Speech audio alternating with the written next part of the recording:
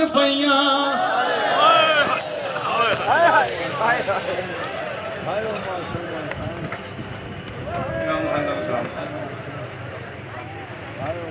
मैं हर मजलिस अपनी जिंदगी दी हर जगह पुत्र परदे च पलदे होवन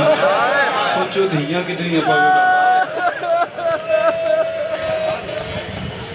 मैं कुर्बान जाऊँ वाली बेटियां तो नसीब नहीं को दुश्मन दी धी भी अपने घर सुखी हो एक मिन्नत कर लगा पढ़ना कुछ हो रही थी कुछ हो रहा है हाथ जोड़ के मिन्नत कर रहे एक ईद गुजारी बैठे यार पता नहीं जिंदगी है कि नहीं मैं फिर थोड़ी ज़ियारत कर सका ना कर सका इस वे मजलिस से मिन्नत कर रहे हैं थोड़े सारे की एक ईद पे आती जी कोशिश करना ईद वाले दिन ना हो सके तो ईद तो 2 दिन पहले 3 दिन पहले लाहौर जरूर तशरीफ एक अली दी धी थोड़ी लाहौर आके मेहमान बनी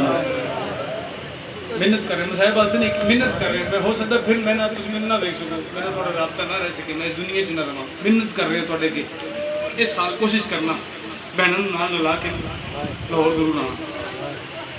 खुद दहलीज से खलो जाओ धियां अपना तुम अंदर चले जाओ अली दी धी दे सामने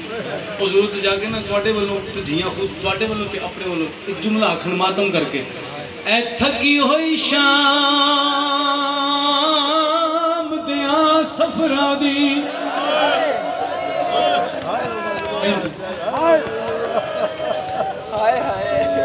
ऐ थकी हुई शाम दियां गलियां दी बहु सबर अजीब दिखाए नी यसरब तू घिन के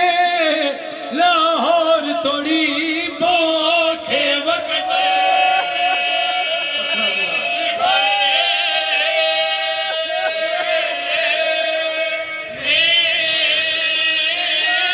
हाथ जोड़ के पूछना जेड़े चन अकबर दी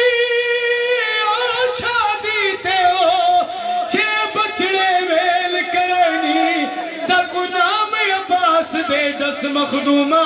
कदा मिलन लाहौर में